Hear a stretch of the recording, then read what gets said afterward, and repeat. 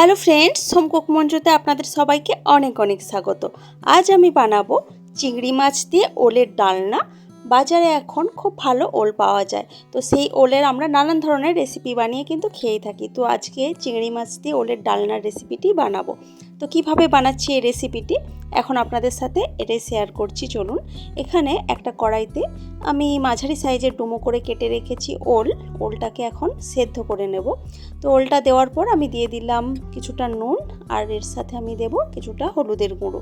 এখন দিয়ে দেব পরিমাণ মতো জল ওলটাকে সেদ্ধ করে নেওয়ার জন্য। তো ওল একটু শক্ত হয়, সেই জন্য জলের পরিমাণটা একটু বেশি দিয়েছি, কারণ ওল সেদ্ধ হতে একটু টাইম লাগে। তো এখন ঢাকা দিয়ে দিয়েছি ওলটাকে। এখন ঢাকা দিয়ে রেখে দেব প্রায় 5 থেকে 6 মিনিট ভালোভাবে ফুটে ওঠার জন্য। 5 থেকে 6 মিনিট মতো পর ঢাকা খুলে দিয়েছি। এরপর আমি একটু চেক করে নেব যে ওলটা কতটা সেদ্ধ হয়েছে। ওলটা কিন্তু প্রায় 70 to 80% মতো সেদ্ধ হয়ে গেছে। এখন ওলটাকে জল ছড়িয়ে আমি সাইড করে রেখেছি। এখন একটা কড়াইতে কিছুটা সরষের তেল গরম করতে দিয়েছি। তেলটা যখন বেশ ভালোভাবে গরম হয়ে যাবে, তখন আমি তেলের মধ্যে ভাজতে দেব আলু। মাঝারি সাইজের ডুমো করে কেটে রেখেছি আলু। এখন এই আলুগুলোকে ভালোভাবে ভেজে নেব। একটু ভালোভাবে ভেজে নিলে আলুগুলো খেতে ভীষণই টেস্টি হবে। তো একটু নাড়াচাড়া করার পর এখন আমি এর মধ্যে দিয়ে দেব কিছুটা নুন আর কিছুটা হলুদের গুঁড়ো। নুন আর হলুদ গুঁড়ো দিয়ে আলুটাকে একটু লালচে কালার আসা পর্যন্ত আমি ভেজে নেব। আর ভাজার সময় নুন দিলে আলুর ভেতর পর্যন্ত নুনটা ঢুকে যায়, খেতে যেমন এতে বেশি ভালো লাগে, আর কালারটাও কিন্তু হলুদ দেওয়ার জন্য ভীষণই সুন্দর আসে। তো দেখুন, আলুর মধ্যে বেশ একটা লালচে কালার কিন্তু ধরে গেছে। তো একটু টাইম নিয়ে আমি গ্যাসের আঁচটা মিডিয়ামে রেখে আমি আলুটাকে একটু টাইম নিয়ে ভালোভাবে ভেজেছি। এখন আলুটাকে আমি তুলে রাখবো কড়াই থেকে।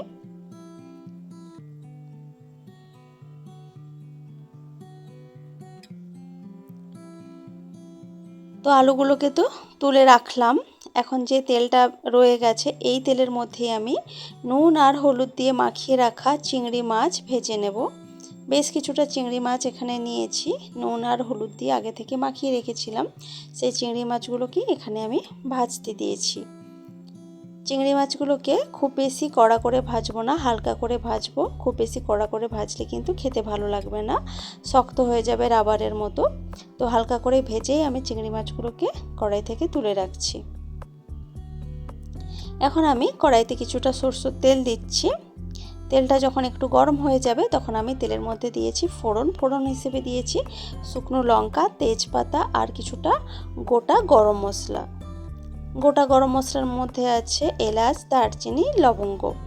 তো এখন এই ফোড়নটা থেকে যখন একটা মিষ্টি সুগন্ধ বের হবে, তখন আমি এর মধ্যে দিয়ে দিয়েছি একটা পেঁয়াজ। আমি ঝিরি করে কেটে রেখেছি, সেই পেঁয়াজটা এখানে ভাজতে দিয়েছি।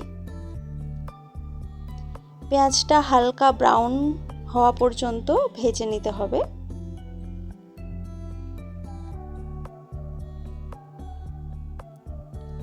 তো পেঁয়াজটা দেখুন ভাজা হয়ে গেছে, হালকা ব্রাউন হওয়া পর্যন্ত ভেজে নিয়েছি। এখন আমি এর মধ্যে দিয়ে দিলাম হাফ চামচ মতো রসুন বাটা আর হাফ চামচ মতো আদা বাটা। এখন এই রসুন বাটা আর আদা বাটাটাকে পেঁয়াজের সাথে ভেজে নেব, যাতে করে আদা রসুনের কাঁচা গন্ধটা চলে যায়।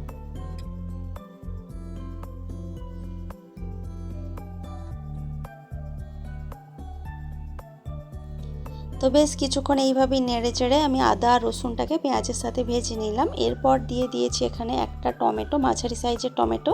আমি মিক্সি জারে একটু পেস্ট করে রেখেছি টমেটোটাকে, সেই টমেটোর পেস্টটাই এখানে দিয়ে দিলাম। এখন এই টমেটোটাকে দিয়ে খুব ভালোভাবে কষিয়ে নিচ্ছি। তো কিছুক্ষণ কষিয়ে নেওয়ার পর এখানে আমি দিয়ে দেব কিছু গুঁড়ো মশলা। তার মধ্যে দিলাম প্রথমে হলুদের গুঁড়ো, এরপর আমি দেব লঙ্কার গুঁড়ো, তার সাথে দিয়ে দেব কিছুটা জিরের গুঁড়ো, আর এরপর আমি দেব কিছুটা ধনের গুঁড়ো। তো এই গুঁড়ো মশলাগুলো দেওয়ার পর খুব ভালোভাবে আমি এই মশলাটাকে কষিয়ে নিচ্ছি।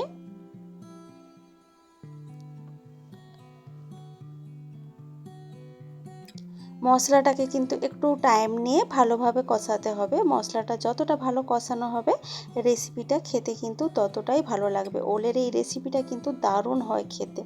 আপনারা এইভাবে অবশ্যই বাড়িতে একবার বানিয়ে দেখবেন।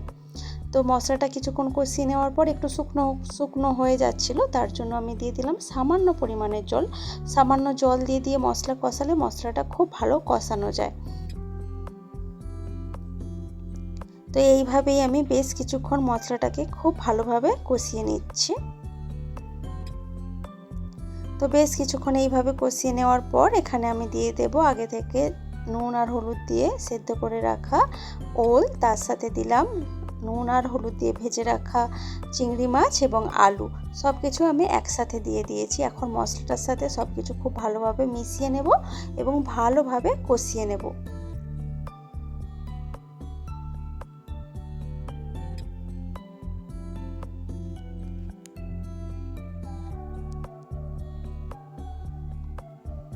তো বেশ কিছুক্ষণ এইভাবেই সব কিছু খুব ভালোভাবে কষিয়ে নিয়েছি। এখন আমি এর মধ্যে দিয়ে দিয়েছি পরিমাণ মতো জল। জলের পরিমাণটা একটু বেশি দিয়েছি, কারণ আলুটা সেদ্ধ হতে লাগবে আর ওল কিন্তু অনেক জল টেনে নেয়, আর ওলও কিছুটা সেদ্ধ হতে এখনও বাকি আছে। 70 to 80% মতো সেদ্ধ করেছিলাম, তো বাকিটা সেদ্ধ করতে লাগবে। তো এর মধ্যে দিয়ে দিলাম সামান্য নুনটা দিয়ে একটু নাড়াচাড়া করে এখন আমি এটাকে ঢাকা দিয়ে ফুটতে দেবো। গ্যাসের আঁচ মিডিয়ামে রেখে প্রায় 4 থেকে 5 মিনিট আমি আবারও এটাকে খুব ভালোভাবে ফুটতে দিয়েছি। তো 4 থেকে 5 মিনিট মতো পর ঢাকা খুলে নিলাম, আর এরপর দেখুন আলু আর ওলটাকে চেক করে নিচ্ছি, একদম ভীষণ ভালোভাবে কিন্তু দুটোই সেদ্ধ হয়ে গেছে। এখন আমি এর মধ্যে দিয়ে দেব সামান্য পরিমাণে চিনি, আর তার সাথে দেব কিছুটা গরম মশলার গুঁড়ো। চিনিটা দিলাম সমস্ত যে মশলাগুলো দিয়েছি তার টেস্টটা ব্যালেন্স করার জন্য, আর সামান্য গরম মশলা দিলাম। রান্নাটা শেষ করার আগে একটু গরম মশলার গুঁড়ো ছিটিয়ে দিলে ভীষণই গন্ধটা ভালো আসবে, খেতেও ভালো লাগবে। তো এগুলো দেওয়ার পর আমি 1 মিনিট মতো এগুলোকে ফুটতে দিয়েছি। 1 মিনিটে চিনিটা গলে গিয়ে সব কিছুর সাথে খুব ভালোভাবে মিশে যাবে। তো এরপর 1 মিনিট মতো পর ঢাকা খুলে একটু নাড়াচাড়া করার পরেই কিন্তু আমি গ্যাসের আঁচটা অফ করে দিয়েছি। এরপর একটু ঠান্ডা হয়ে যাওয়ার পর আমি দেখুন সার্ভ করে দিয়েছি। ভীষণই সুস্বাদু হয় ওলের এই রেসিপিটি চিংড়ি মাছ দিয়ে বানালে। তো রেসিপিটি আপনাদের কেমন লেগেছে সেটা কিন্তু কমেন্ট করে অবশ্যই জানাবেন। ভালো লাগলে লাইক কমেন্ট শেয়ার করবেন এবং প্লিজ আমার চ্যানেলটি সাবস্ক্রাইব করে আমার পাশে থাকবেন। তো আজকের ভিডিওটা এ পর্যন্তই থাক। দেখা হচ্ছে অন্য কোনো দিন অন্য কোনো ভিডিওতে অন্য কোনো রেসিপির সাথে। তো আজকের মতো টাটা বাই বাই।